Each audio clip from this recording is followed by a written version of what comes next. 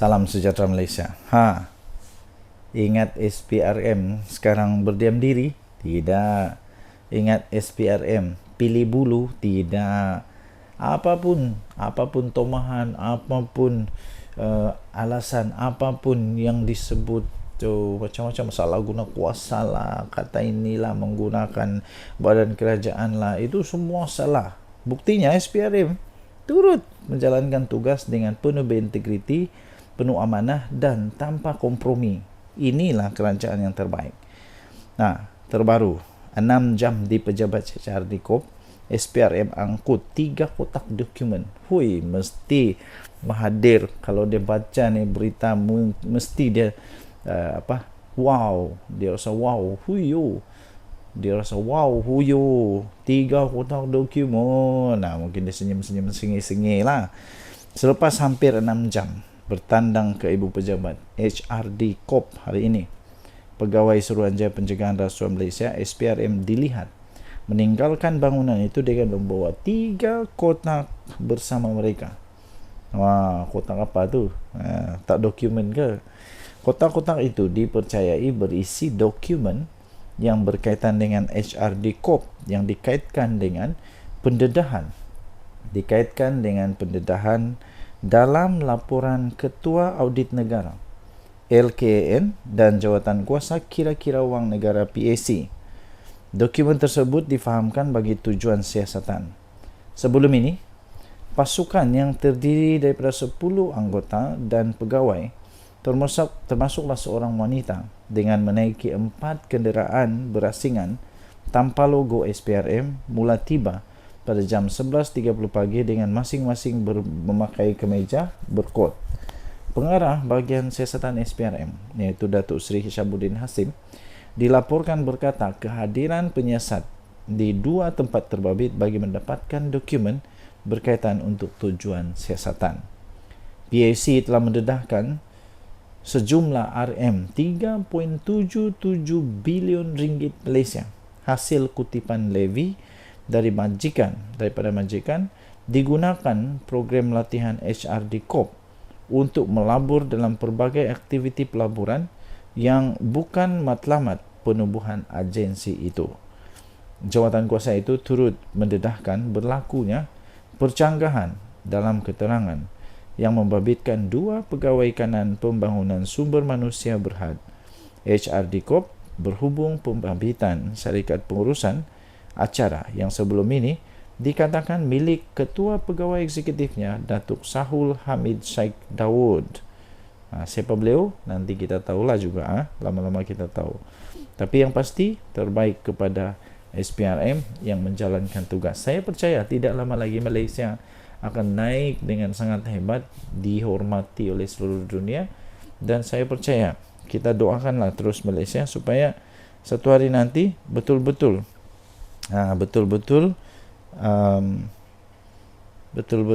tidak ada lagi rasuah. Saya pun sudah cukup bosan dengan perkataan rasuah ni. Kenapa lah orang-orang ni tidak pandai berhenti berasuah? Sudah kaya masih berasuah. Tak cukup lagi kah dengan kekayaan? Kalau tidak cukup, buatlah bisnes. Kenapa perlu rasuah-merasuah? Buat bisnes yang betul. Saya percaya semua itu ada hukuman. Kalau tidak dapat di dunia, dapat di akhirat. Apa pendapat anda? Jenis Nadi Suara Rakyat. Bergema di channel ini. Bye-bye. Salam sejahtera Malaysia. Denyut Nadi Suara Rakyat bergema di channel ini. Ramai yang bertanya-tanya kepada saya, apa seterusnya yang telah terjadi kepada kes-kes yang melibatkan orang-orang besar di dalam Bersatu yang berkaitan dengan banyak dana ketika Perikatan Nasional memerintah negara Malaysia. Dan akhirnya hari ini Adam Radlan memfailkan representasi tuduhan rasuah dan ubah wang haram. Peguam Rajan Navarantam memaklumkan hakim bagi Mahkamah Session representasi itu diserahkan kepada pejabat peguam negara pada 4 Julai yang lepas.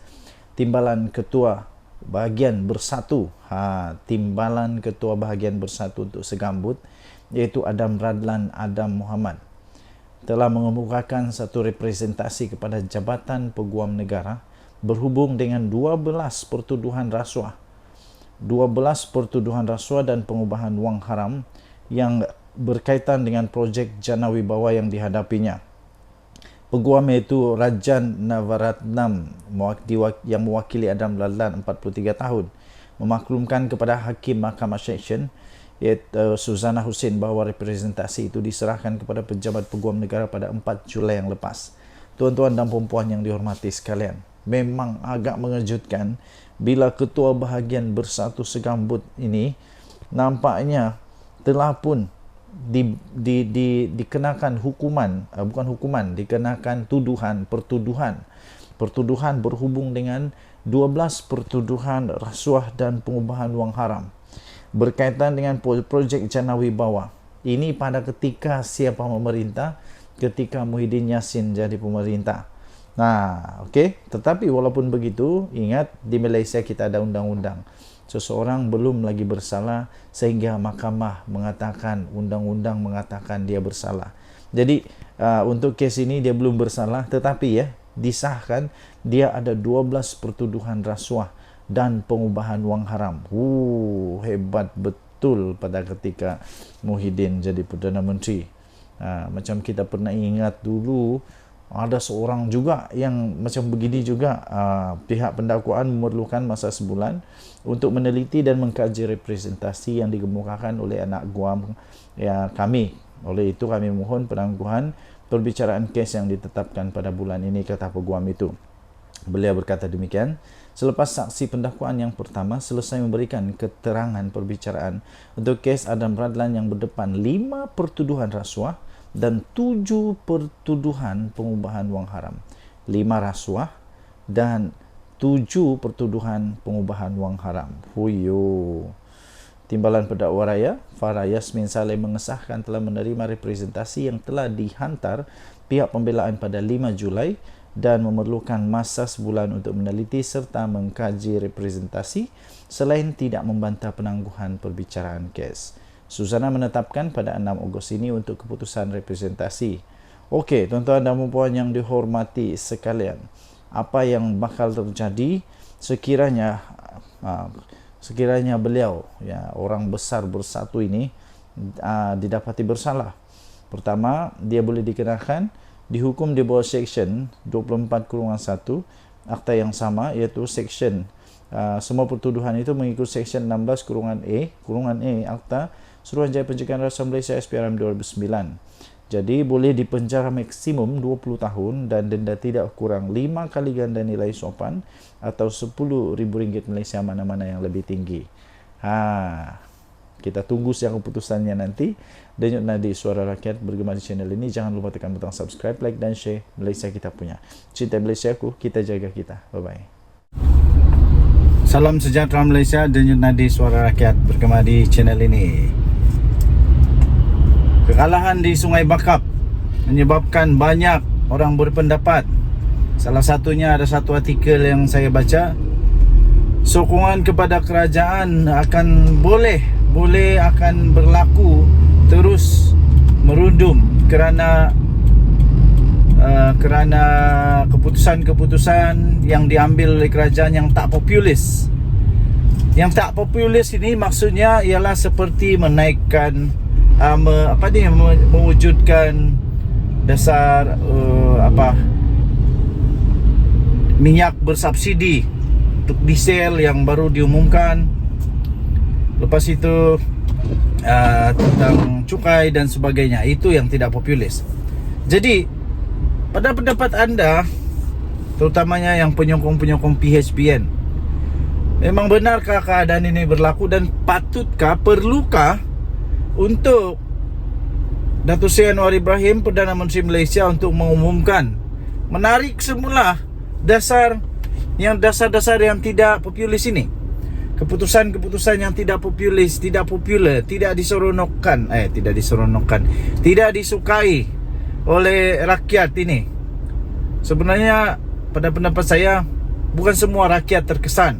Yang terkesan itu adalah orang-orang yang kaya saja. Sebab untuk orang-orang yang tidak kaya, kita tetap akan mendapat subsidi subsidi daripada kerajaan, iaitu dengan bantuan daripada kerajaan untuk mengimbangi kenaikan harga itu. Adakah kerajaan perlu untuk membatalkan semua itu? Pada pendapat saya, tidak perlu. Tidak perlu kerana akhirnya satu hari nanti 10-15 tahun akan datang, semua orang akan mendapati bahawa keputusan Datuk Seri Anwar Ibrahim ini adalah keputusan yang menyelamatkan negara Malaysia, yang dapat menyelamatkan negara Malaysia, dan bukan hanya untuk menjaga pungkok, menjaga buntut supaya terus dapat duduk di kerusi empuk Perdana Menteri, kerusi empuk MP dan sebagainya. Ada peribahasa bilang, biarku menjadi lilin yang dibakar memberikan cahaya. Jadi itulah keputusan-keputusan yang tidak populis ini, walaupun sekarang kelihatan seperti tidak bagus, tapi percayalah 15 tahun dari sekarang rakyat akan mulai mengingat bahawa ini antara keputusan yang berani yang menyelamatkan negara Malaysia. Jadi antara lain juga ialah keputusan tidak populis daripada PKR PH lah secara keseluruhan, yang mengambil keputusan bekerjasama dengan Zahid Hamidi dan terutamanya Zahid Hamidi, yang mana diketahui memang ada kes mahkamah. Jadi itu memang tidak populis juga.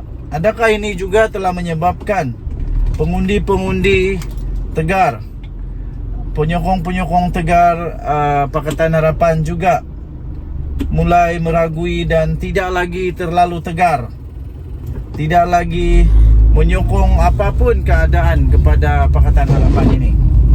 Adakah perlu untuk PH melepaskan diri daripada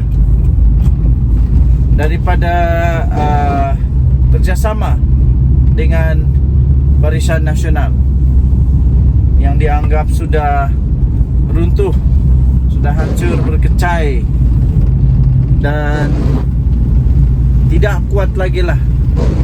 Bukan macam dulu letak kayu pun boleh menang. Apa pendapat anda? Sila tinggalkan komen. Denyut Nadi Suara Rakyat bergema di channel ini. Jangan lupa tekan butang subscribe, like dan share. Malaysia kita punya, cintai Malaysia aku, kita jaga kita. Kita jumpa lagi. Bye. Salam sejahtera Malaysia. Denyut Nadi Suara Rakyat bergema di channel ini. Selepas PRK Sungai Bakap, adakah UMNO benar-benar akan keluar daripada Pakatan Harapan Barisan Nasional Kerajaan Madani ini? Adakah memang benar berita kabar angin, cerita Mat Jenin, cerita Tok Kadok dan juga ramalan Nenek Kebayan mengatakan bahawa Barisan Nasional bersama dengan puluhan MP-nya akan keluar daripada Pakatan Harapan Barisan Nasional ini kerana hasil daripada kekecewaan kerana kalahnya Barisan Nasional, kalahnya Pakatan Harapan, kalahnya Kerajaan Madani di Sungai Bakap. Sebelum ini ada video saya yang saya buat. Adakah memang benar itu akan jadi kenyataan pada ketika ini? Adakah memang benar bahawa semua MP dalam UMNO akan keluar daripada Kerajaan Madani kerana kekecewaan ini? Adakah mereka tiba-tiba sedar bahawa mereka sepatutnya berada di tempat yang lain, bukan di Kerajaan Madani, kerana mereka tidak membawa sebarang impak, mereka tidak membawa sebarang kelebihan, mereka tidak pun membawa sebarang kebaikan yang boleh membawa kemenangan kepada Kerajaan Madani Pakatan Harapan ini.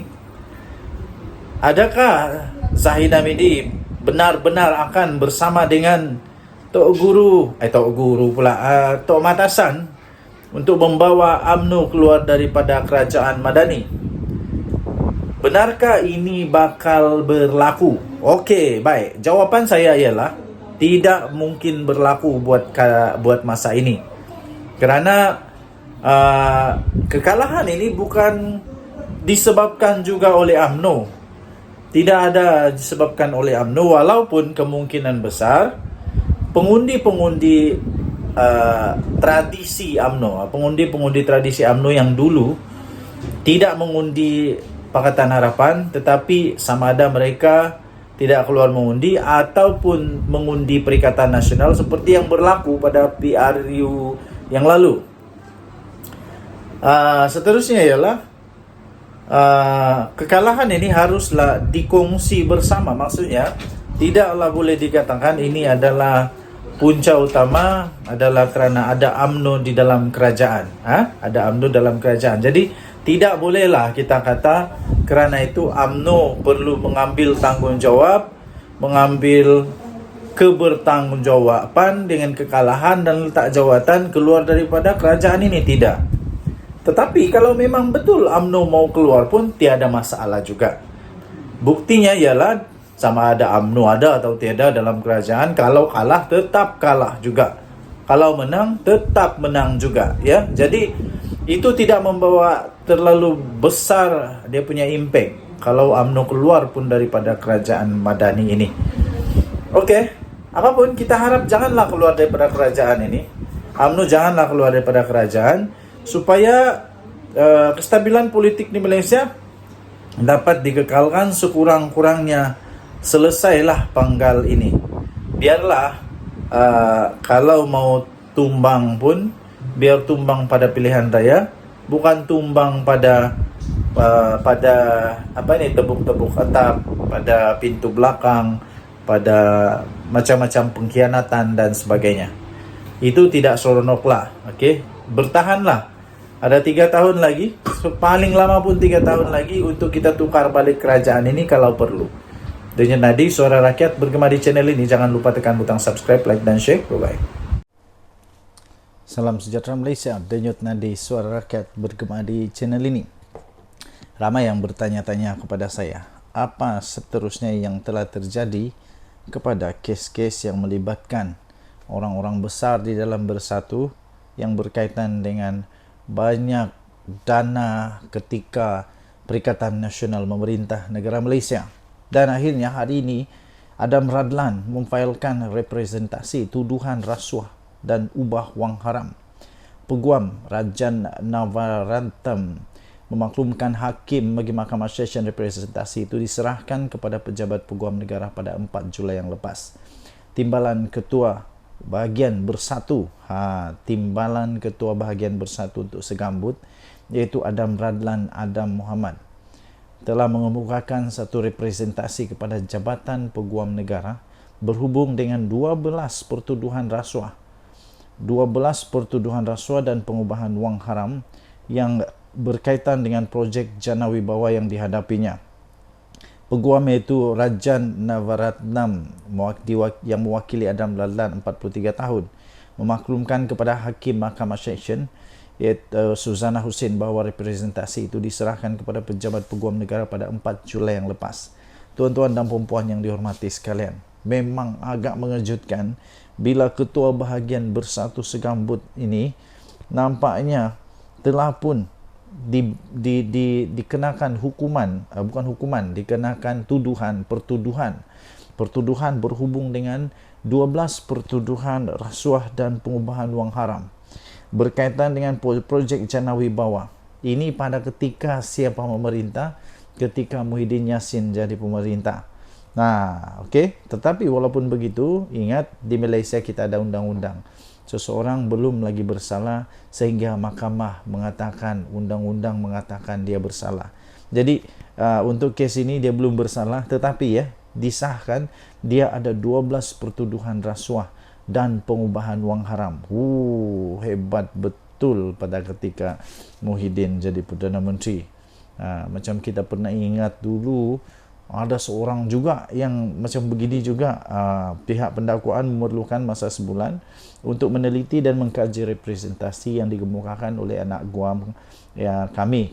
Oleh itu kami mohon penangguhan perbicaraan kes yang ditetapkan pada bulan ini, kata peguam itu. Beliau berkata demikian, selepas saksi pendakwaan yang pertama selesai memberikan keterangan perbicaraan untuk kes Adam Radlan yang berdepan 5 pertuduhan rasuah dan 7 pertuduhan pengubahan wang haram. 5 rasuah dan 7 pertuduhan pengubahan wang haram. Huyo. Timbalan Pendakwa Raya, Farah Yasmin Saleh mengesahkan telah menerima representasi yang telah dihantar pihak pembelaan pada 5 Julai dan memerlukan masa sebulan untuk meneliti serta mengkaji representasi selain tidak membantah penangguhan perbicaraan kes. Susana menetapkan pada 6 Ogos ini untuk keputusan representasi. Okey, tuan-tuan dan puan yang dihormati sekalian, apa yang bakal terjadi sekiranya beliau, ya, orang besar bersatu ini didapati bersalah? Pertama, dia boleh dikenakan dihukum di bawah Seksyen 24/1 Akta yang sama, iaitu Seksyen semua pertuduhan itu mengikut Seksyen 16/A Akta Suruhanjaya Pencegahan Rasuah Malaysia SPRM 2009. Jadi boleh dipenjara maksimum 20 tahun dan denda tidak kurang 5 kali ganda nilai sopan atau RM10,000 Malaysia, mana-mana yang lebih tinggi. Kita tunggu siang keputusannya nanti. Denyut nadi Suara Rakyat bergema di channel ini. Jangan lupa tekan butang subscribe, like dan share. Malaysia kita punya. Cinta Malaysia aku, kita jaga kita. Bye-bye. Salam sejahtera Malaysia. Denyut nadi Suara Rakyat bergema di channel ini. Saya ada 2 soalan yang tuan-tuan dan puan-puan boleh WhatsApp pula, boleh balas di ruangan komen. Soalan yang pertama, kalau pilihan raya umum diadakan pada bulan September, contoh andai kata tiba-tiba bubar parlimen kerana Datuk Seri Anwar Ibrahim, kononnya saja, walaupun tidak mungkin berlaku, tapi konon sajalah, kita anggap konon sajalah. Kononnya Datuk Seri Anwar Ibrahim tumbang kerana kehilangan majoriti di Dewan Rakyat. Kalau pilihan raya diadakan pada bulan September, katakanlah, pada pendapat anda siapa yang bakal menang dalam pilihan raya itu? Adakah tetap akan menang oleh Pakatan Harapan atau Perikatan Nasional atau Barisan Nasional? Patutkah Barisan Nasional berpisah daripada Pakatan Harapan? Patutkah UMNO untuk mencuba nasib sekali lagi untuk bertanding secara gentleman, iaitu secara solo, tidak mengharapkan mana-mana gabungan lain kecuali Barisan Nasional sahaja? Siapa yang bakal menang? Adakah Perikatan Nasional yang bakal menang dengan bergaya sekali lagi? Dan soalan kedua, ya tuan-tuan dan puan yang dihormati sekalian, kalaupun tiba-tibalah Pakatan Harapan kalah, Perikatan Nasional menang, soalan kedua ialah siapa yang layak untuk jadi Perdana Menteri Malaysia untuk menggantikan Datuk Seri Anwar Ibrahim? Itulah masalahnya sebenarnya. Masalah paling besar ialah siapa yang layak untuk ganti Datuk Seri Anwar Ibrahim untuk jadi Perdana Menteri. Adakah Hadi Awang? Tapi Muhyiddin setujukah? Adakah Dr. Samsuri, Menteri Besar Terengganu? Tapi Hamzah Zainuddin dan Azmin Ali setujukah kalau PAS yang memerintah?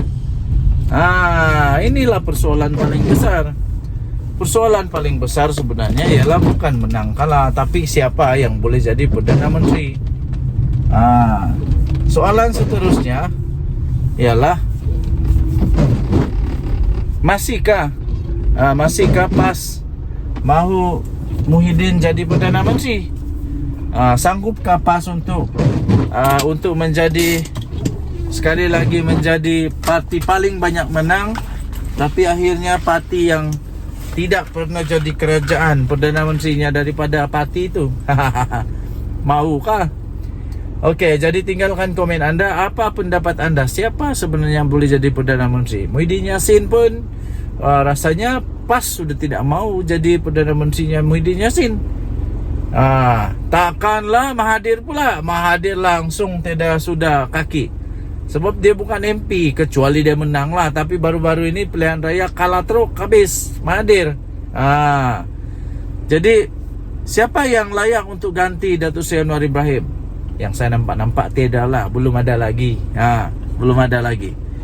Tinggalkan komen anda. Denyut Nadi Suara Rakyat bergema di channel ini. Jangan lupa tekan butang subscribe, like dan share. Bye-bye. Salam sejahtera Malaysia. Denyut Nadi Suara Rakyat bergema di channel ini. Ramai yang bertanya-tanya kepada saya, apa seterusnya yang telah terjadi kepada kes-kes yang melibatkan orang-orang besar di dalam Bersatu yang berkaitan dengan banyak dana ketika Perikatan Nasional Memerintah Negara Malaysia. Dan akhirnya hari ini Adam Radlan memfailkan representasi tuduhan rasuah dan ubah wang haram. Peguam Rajan Navaratnam memaklumkan hakim bagi Mahkamah Session representasi itu diserahkan kepada pejabat peguam negara pada 4 Julai yang lepas. Timbalan Ketua Bahagian Bersatu, Timbalan Ketua Bahagian Bersatu untuk Segambut, iaitu Adam Radlan Adam Muhammad, telah mengemukakan satu representasi kepada Jabatan Peguam Negara berhubung dengan 12 pertuduhan rasuah dan pengubahan wang haram yang berkaitan dengan projek Jana Wibawa yang dihadapinya. Peguam iaitu Rajan Navaratnam yang mewakili Adam Radlan 43 tahun memaklumkan kepada Hakim Mahkamah Seksyen iaitu Suzana Husin bahawa representasi itu diserahkan kepada pejabat peguam negara pada 4 Julai yang lepas. Tuan-tuan dan puan-puan yang dihormati sekalian, memang agak mengejutkan bila Ketua Bahagian Bersatu Segambut ini nampaknya telah pun dikenakan hukuman, dikenakan pertuduhan berhubung dengan 12 pertuduhan rasuah dan pengubahan wang haram berkaitan dengan projek Jana Wibawa. Ini pada ketika siapa memerintah? Ketika Muhyiddin Yassin jadi pemerintah. Okey. Tetapi walaupun begitu, ingat di Malaysia kita ada undang-undang. Seseorang belum lagi bersalah sehingga mahkamah mengatakan, undang-undang mengatakan dia bersalah. Jadi untuk kes ini dia belum bersalah, tetapi disahkan dia ada 12 pertuduhan rasuah dan pengubahan wang haram. Hebat betul pada ketika Muhyiddin jadi Perdana Menteri. Macam kita pernah ingat dulu, ada seorang juga yang macam begini juga. Pihak pendakwaan memerlukan masa sebulan untuk meneliti dan mengkaji representasi yang dikemukakan oleh anak guam kami. Oleh itu kami mohon penangguhan perbicaraan kes yang ditetapkan pada bulan ini, kata peguam itu. Beliau berkata demikian selepas saksi pendakwaan yang pertama selesai memberikan keterangan perbicaraan untuk kes Adam Radlan yang berdepan 5 pertuduhan rasuah dan 7 pertuduhan pengubahan wang haram. 5 rasuah dan 7 pertuduhan pengubahan wang haram. Timbalan Pendakwa Raya Farah Yasmin Saleh mengesahkan telah menerima representasi yang telah dihantar pihak pembelaan pada 5 Julai dan memerlukan masa sebulan untuk meneliti serta mengkaji representasi selain tidak membantah penangguhan perbicaraan kes. Suzana menetapkan pada 6 Ogos ini untuk keputusan representasi. Okey, tuan-tuan dan puan yang dihormati sekalian, apa yang bakal terjadi sekiranya beliau, orang besar Bersatu ini didapati bersalah? Pertama, dia boleh dikenakan dihukum di bawah Seksyen 24/1 Akta yang sama, iaitu Seksyen semua pertuduhan itu mengikut Seksyen 16/A Akta Suruhanjaya Pencegahan Rasuah Malaysia SPRM 2009. Jadi boleh dipenjara maksimum 20 tahun dan denda tidak kurang 5 kali ganda nilai sopan atau RM10,000 Malaysia, mana-mana yang lebih tinggi. Kita tunggu siang keputusannya nanti. Denyut Nadi Suara Rakyat bergema di channel ini. Jangan lupa tekan butang subscribe, like dan share. Malaysia kita punya. Cinta Malaysia aku, kita jaga kita. Bye-bye.